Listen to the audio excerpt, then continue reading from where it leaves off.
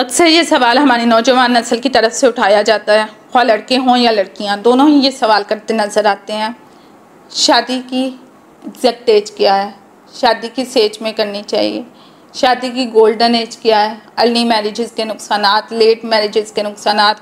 तो देखिए, शादी ज़िंदगी का एक अहम पार्ट है, मगर ये सिर्फ दो अफराद का मिलाप नहीं है, बल्कि दो जहनों, दो फैमिलीज़, दो पर्सनैलिटीज़ और दो जहानों का आपस में जुड़ना है। बदकिस्मती से हमारी सोसाइटी में से एक उम्र या माशरती मजबूरी से जोड़ दिया गया है, जिसके नतीजे में अक्सर फैसले ना सिर्फ गैर दानिशमंदाना होते हैं, बल्कि ज़िंदगी भर के रिग्रेट्स भी साथ लाते हैं।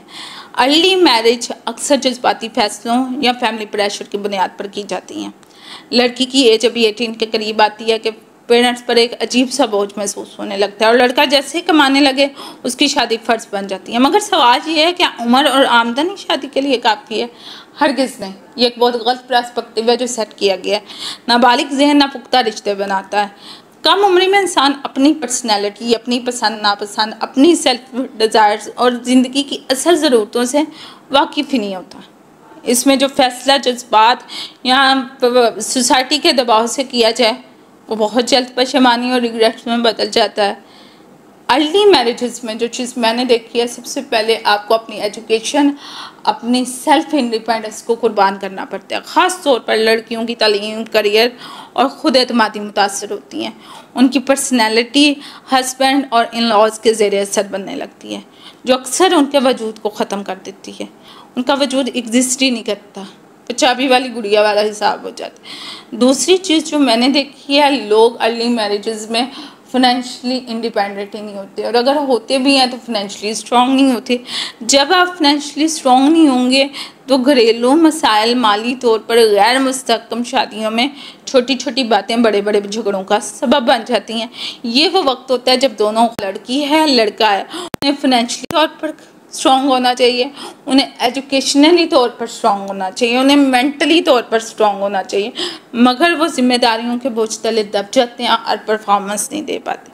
मैंने 95% अर्ली मैरिजेस को ख़त्म होते देखा है, क्योंकि दोनों फरीक ना सिर्फ खुद को बल्कि एक दूसरे को भी पहचानने से कासिर होते हैं। अब ये है कि देर से शादी को हमारी सोसाइटी में बड़ा गलत समझा जाता है कि पता नहीं क्या वजह, क्यों नहीं शादी करते। लेकिन देर से शादी का मतलब ये नहीं है कि इंसान शादी को अहमियत नहीं दे रहा, बल्कि वो खुद को बेहतर जानने, समझने, सेल्फ स्टडिंग, सेल्फ एजुकेशन, अपने मेंटली ग्रूमिंग, अपनी फिज़िकली ग्रूमिंग, अपनी फाइनेंशियली ग्रूमिंग करने के बाद इस बंधन में बंधना चाहता है। और यही सोच किसी रिश्ते को पायदार बनाती है।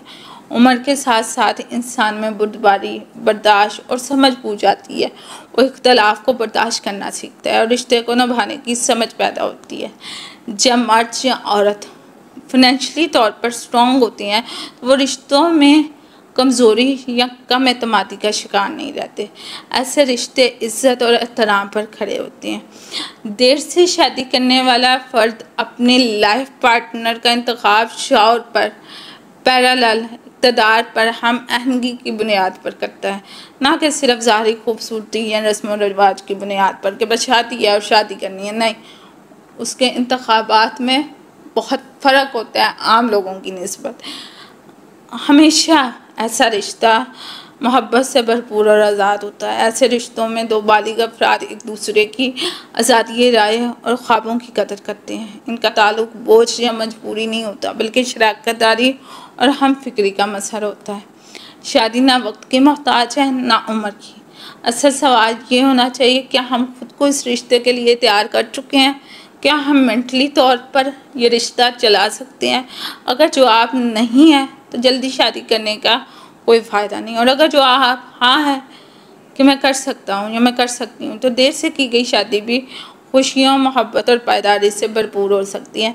माशरा अगर ज़हनी बलूगत को उम्र से ज़्यादा अहमियत दे तो ना सिर्फ तलाक की शरह कम होगी, बल्कि हर घर अमन और मोहब्बत का गहवारा भी बनेगा इंशाअल्लाह अज़ीज़।